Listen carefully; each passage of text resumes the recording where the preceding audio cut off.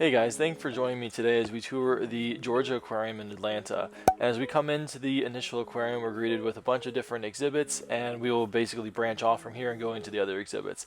I hope you guys enjoy this tour, and I'll give a little bit of a review of the aquarium as a whole. And you can see my wife, she'll be coming up in a couple of the videos, and I hope you guys enjoy. We'll be starting off with my least favorite ones and moving on to my favorite ones and giving some commentary on the different areas and what I did and didn't like. So the first exhibit that you see when you are in that entrance area are the sea lions. You can see them sort of splashing around in the corner over there. The four of them are just having the time of their lives and just really enjoying it all. Also, throughout the entirety of this tour, there will be points where I'll stop and you guys can just watch the animals as they swim by or whatever they're doing, and feel free to skip around in the video as well throughout the cards. So just a heads up for you all that are watching to make it a little bit more enjoyable, and you guys can spend as much time or a little time at each one. So from there we go into the cold water, saltwater exhibit, and this first exhibit here is a kelp forest that is based off of an environment in California, and I quite enjoyed the California sheephead that were in here, those red fish that you see all throughout. I thought those were really cool. Wasn't really expecting to see anything like that. And also, I've never really seen the way that this kelp has grown before. So that's big pod there with the stem and the leaves coming off. It was just very cool and very interesting to me, and something I've never seen before. And then in the next exhibit, we had the Japanese spider crab, which are always just really cool and interesting to see, especially when they get very large and just have all those very long appendages and just very funky looking. And then my favorite exhibit within this cold saltwater environment was the beluga whales here. They were just so fun to watch swimming around and just moving about just so jollily. And we stood here and probably watched them for 15 minutes just swimming around and just rubbing up against the acrylic and just swimming around throughout the tank. The weird one right here that you see coming up, I just couldn't figure out what the heck was leading to those like lines. It almost looks like it was a female that gave birth to a couple calves and had the residual, expanded skin, and that was left behind. But these guys are just such a blast to watch and just move around and swim around the tank, and they're just very personable and very cool to watch.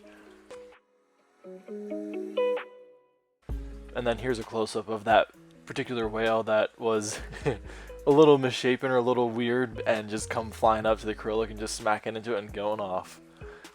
The next exhibit was this exhibit that was based on, I believe, the Alaska shoreline of different invertebrates and vertebrates like the fish there.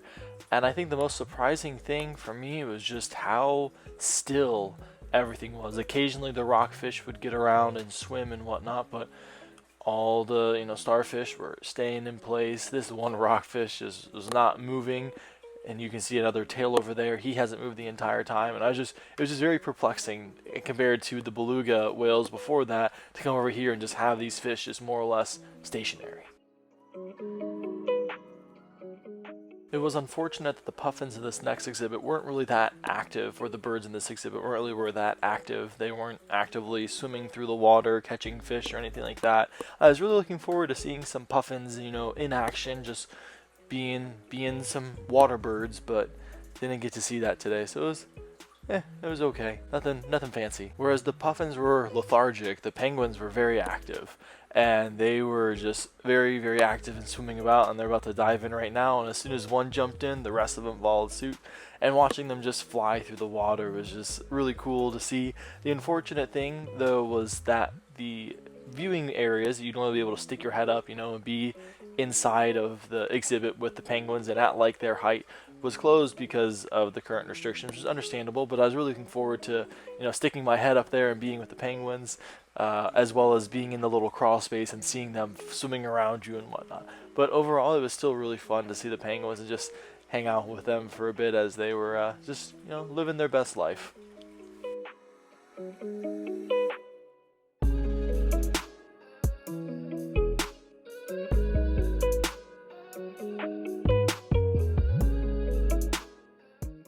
Sticking with the salt water, we're moving on to the tropical salt water rather than the cold salt water. And the first exhibit that we'll see up here is the yellow tangs with their tank mates. I thought the entrance was pretty cool with the diver in there, and it was really cool to see the tangs in a situation where they were not necessarily in a reef tank, but we're rather on a more rocky background with some puffers scattered throughout. So that was really cool to see a different take on tangs and some other angelfish in the aquarium. Granted, I'm not a huge fan of saltwater tanks, but I can appreciate them and enjoy them. That's why these guys are before the freshwater area, in my opinion.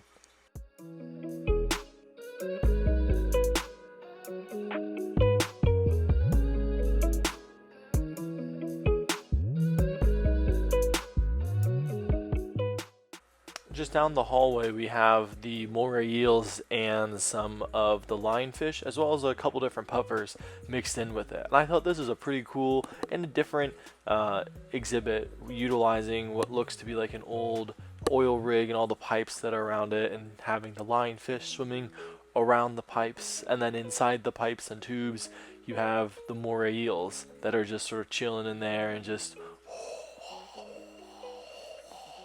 you'll see in a minute what I'm talking about. I'm pretty sure that's a porcupine puffer right there. Again, not too good with my saltwater fish, but I'm pretty sure that's what it was. If I wasn't wrong, just let me know kindly in the comments below what it actually was.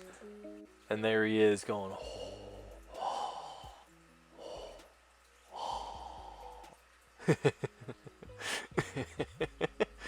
Oh goodness. I watched him for a little bit doing that. I was thinking that in my head. Right across the way you had this really cool jellyfish tank, which I hadn't seen these type of jellyfish before. Usually you see a different type of them, but these guys were really cool, really beautiful. The speckling on them was amazing. And then we move on to the showpiece for this exhibit, which was the tropical reef, which coming around that corner was super impressive to see and was a sight to behold, especially with that acrylic ceiling that goes up and has the fish swimming over top of you. And that was one of the things I really enjoyed about a lot of these exhibits, is they had that feature in them that you could have the fish swimming up to them. It just didn't stop at the top of the wall right there. It actually extended out and over, and it was a beautiful coral reef tank. Massive fish, massive corals, massive amount of lighting, and just a very good capstone for this overall tropical exhibit. And here's a little bit more close up of the corals and the fishes in the tanks, and I couldn't even tell you what type of corals those are, except that they are corals and they are very beautiful to see and to look at, and I can't really tell you more about that. If you know more and you saw one that was really cool, just leave it down in the comments below. I'd love to learn more about corals, just haven't ever kept them before, but can still appreciate them.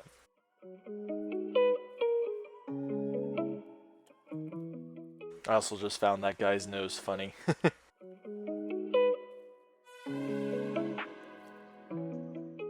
So sticking with the saltwater, you're moving on to the largest exhibit there. It was like 6.2 million gallons of salt water in an absolutely beautiful tank, and I felt it was worth showing you guys all the different angles that they had for this one singular tank and the walk up to it and how you got to it, because it was really cool how they incorporated a lot of different areas of the ocean into this one exhibit.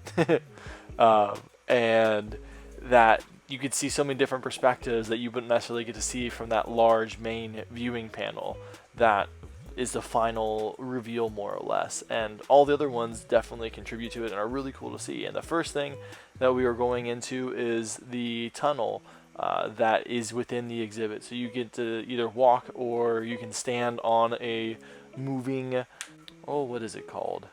A moving walkway, I guess would be, yeah. You could either walk on a normal walkway, or you could stand on a moving walkway and be able to slowly just sort of take it in as you were slowly pulled along on the moving carpet, and get to take in all the fish and see some of the fish from a different perspective, especially like the whale shark up there, viewing it from the bottom side up rather than looking at it from the side or top down. So I'll leave you guys as we walk through here and hop back in when we get to the next area.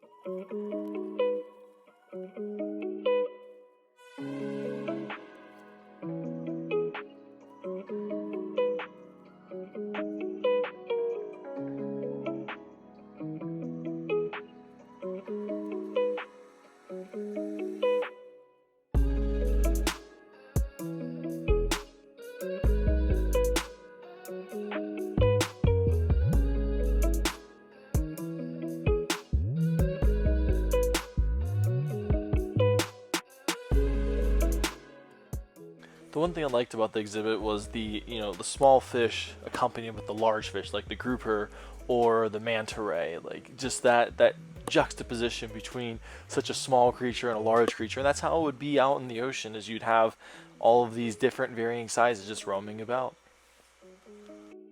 And again, here's one of those sloped viewing panels, so you can actually see the bottom side of a stingray as it is coming down off of the acrylic, which you would normally not be able to see, as well as another fish up there, which I can't quite make out what it is. It may be some sort of shark, it appears, maybe a nurse shark, but not positive. But this is sort of like a little shipwreck, a little alcove for fish to come into, and then the stingray just ended up sitting there for a while, and I got my picture taken with him as he was just sort of chowing on the wall. And after that viewing panel, you come up the walkway and are heading into the main exhibit for Ocean Voyager, which is this massive reveal to a huge viewing panel with the manta ray and the whale sharks, as well as all the different schools of fish, which is really a sight to behold, especially if you haven't seen anything quite like this before. Just the scale, the sheer size of this exhibit was just really cool, and it was still great that we could be able to sit down and just sort of view all of it and just sort of take it all in.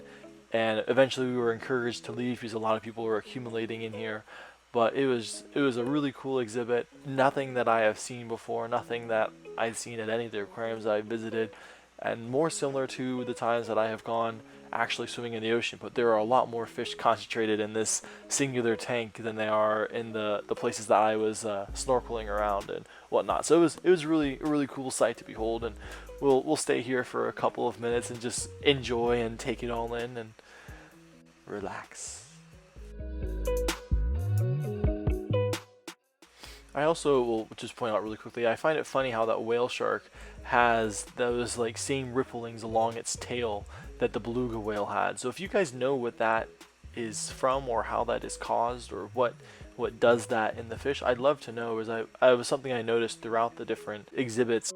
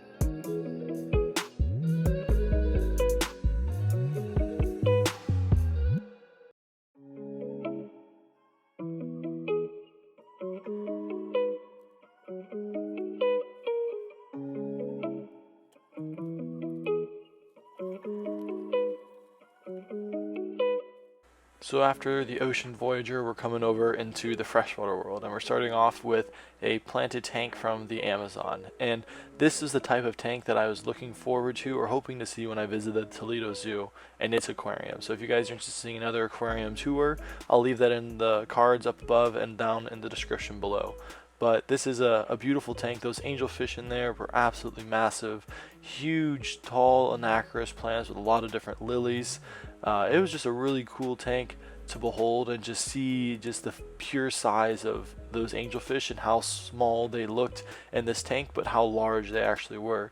And they also had a bunch of other tetras swimming about in there, as well as down closer to the bottom of the tank. There are a lot more tetras and ottos and plecos hiding out. So if you guys see any, you guys will be lucky, because they're rather hard to see and just make very brief appearances.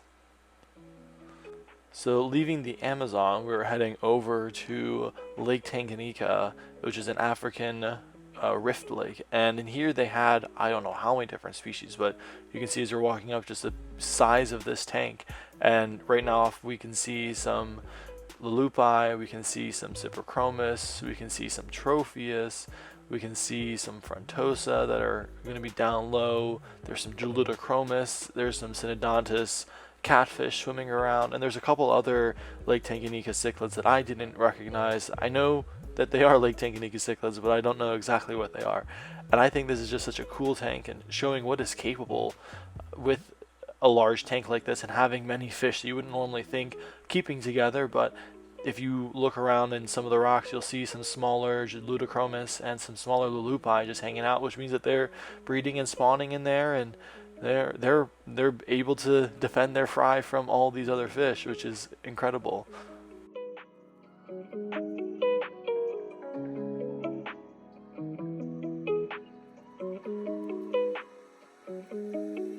So the next tank right after this one is a North American native tank with different sunfish, gars. They had some buffalo head, I also believe, in there at points further down along. And this is actually part of an exhibit that is above this one that has albino alligators, and this is the underside of it that we get to see. And then as we are walking over to the next one, you can see how it sort of continues along underneath. You see the panel there, and then above us there is that same tank and same display up there, and you can see the ceiling through it, which I thought was a pretty cool perspective, being able to see these fish sort of on the underside rather than looking down at them or the side profile. And the next tank that we move into is this beautiful rainbow tank with some just massive rainbows, some nice Monte Carlo, some Java moss, some pothos growing all around in the tank, both above and below. And I thought it was a really cool top-down shot of the tank and being able to see it. Like, just look how girthy some of those rainbow fish are. Like, this is a beautiful tank, and one that I stood at for a while and was just enjoying it. So after the rainbow fish, we head on over to the alligator tank here, and you can just sort of briefly see him. He was the only guy in there, so you get to see him a little bit with a couple other fish swimming around with him, but didn't get a close-up because other people were a little more interested in him. And so next we're heading over to the brackish water setup, which was some archer fish, I believe some skates. Correct me if I'm wrong though, I can't remember what those exactly were, and one other fish. And this was just a really cool tank and beautiful. So right across the way we have another group of 3 freshwater tanks that are all planted. We'll come back to that one in just a second, but we're going to the Congo first. And those Anubias were what caught my eye first, just how thick those rhizomes were. You could also see the elephant nose fish in the back, some Autocyclus. There was probably 20 or 30 of them in there, but just the pure size. I think these are Anubias cacofolias, were just incredible, and how large the Java ferns were. It was a really cool tank, and I'll let you guys just look around and take it in.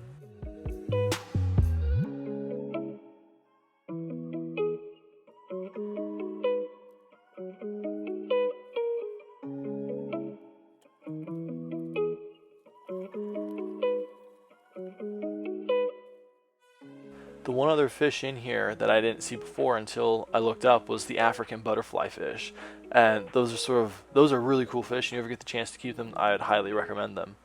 So moving on from there, we move on to an Asian tank, and you can see some Harlequin rasboras, some other red-tailed sharks, and this was just a beautiful planted tank, just very, very lush, reminding me more of a Dutch aquascape with very heavy focus on the plants. There's a little bit of hardscape mixed in and throughout, but it was mostly entirely plants, and it was just a massive amount of plants in there.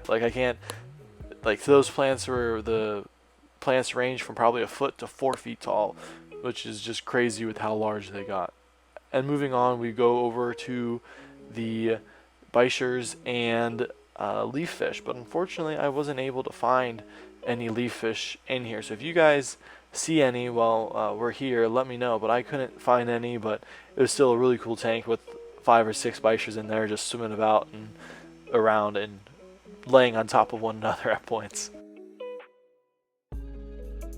And then next, I feel like you have your obligatory piranha tank at every single aquarium. There are always piranhas of some type, shape, or form in there, and they are still really cool. They definitely are an attraction, and getting to see these guys up close. And I was trying to get a close-up for their teeth to be able to see them. You can sort of barely see them, but they're really docile if you haven't ever seen them in a tank or kept them before, and they aren't the ferocious predators that everyone makes them out to be. But this is a really cool tank. Only piranhas in this tank, as most everything else would probably not last too long. And next, behind the piranhas, there was the Amazon puffer tank here, which was also another beautiful planted tank. Not necessarily all plants from the Amazon biotope, but it was still a beautiful carpet, beautiful plants, everything looked great. And these are the tanks that I would love to see more aquariums have, and having these beautiful planted tanks with a small amount of fish in there, and it's just fantastic. Love these tanks and couldn't get enough of these, and that's why a lot of the later videos are going to be in our freshwater, because these tanks I thought were by far the best tanks that they had there. So after that beautiful planted tank, we're heading over to see some of the otters, and you can sort of see the ambiance of this place. It was a lot of dark stones and woods, which I thought was pretty cool. I would love to have seen more tanks in and of themselves, but the overall aesthetics of it were pretty fun and cool to walk through, and definitely probably be a lot more enjoyable for kids being able to be in an environment like that. But we have some otters up here. I was really hoping that they would get into the water and start playing, but they mostly stayed entirely up on land while we were there for the like 5 or 10 minutes that we were there. But you can just sort of see their habitat, and you'll see a couple of them scurry on down the rocks here in just a second, and look like they're gonna jump in the water. He's like, nah, I'm good, and then scurries back up. And at that point, we are going to leave them and go on to what I thought was my favorite tank of the entire exhibit, of the entire aquarium, which is this freshwater native tank of different shiners, darters, and whatnot. And I thought this was really cool that they were able to exhibit this and show people that the native fish that we have in North America are pretty in and of themselves, and that they are worth protecting and protecting and saving for future generations to appreciate. And I think that a tank like this would definitely be a great use of a 6-foot tank, 8-foot tank, with a bunch of shiners native to your area. So I said that last native shiner tank was my favorite tank. I'm going to eat my words and say that's my favorite freshwater tank. My favorite saltwater tank was their newest addition, which is their shark tank, which has a massive school of just more or less dither fish in there, with I think there were close to 5 or 6 different sharks that were just roaming around in there. There's a hammerhead there.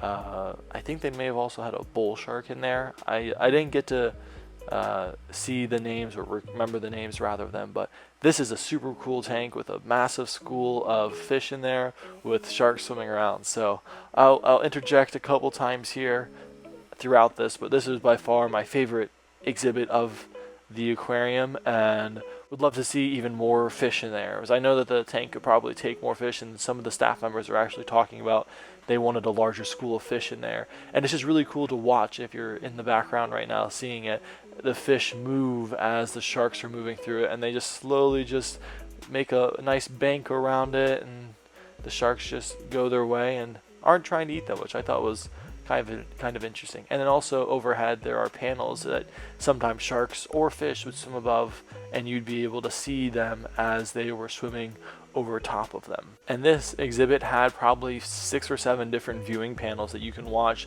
the sharks and fish from different areas and different perspectives. And I thought this was a great exhibit, and just really cool. And you can see that effect as the shark is swimming, the fish are just slowly just migrating around them and just giving them their space, but aren't really too worried or concerned. So I'd love to hear what you guys thought of this tour, and whether or not you thought that this is the best tank there, or did you like the Ocean Voyager better, or did you like one of the freshwater exhibits better. I hope to bring a couple more aquarium tours here soon, and hopefully get to my favorite aquarium that I've ever been to if you guys have any idea and stuck around this long, give it a guess. I'll see if you guys are right, which I don't think you guys will be. So with that, I hope you guys have a blessed one. I'll see you guys in the next one. See ya.